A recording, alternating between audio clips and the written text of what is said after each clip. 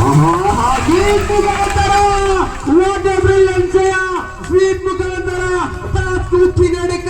Champion ಪಟ್ಟವನ್ನು ಅಲಂಕರಿಸಿದೆ.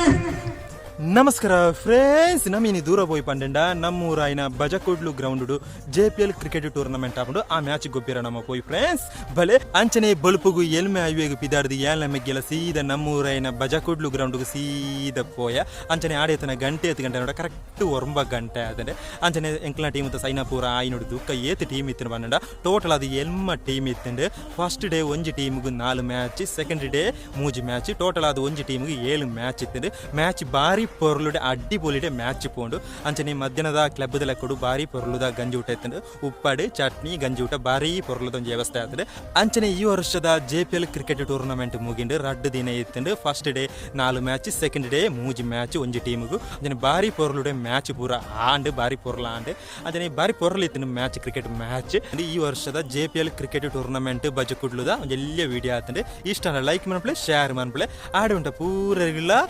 ಬಾಯ್ ಬಾಯ್.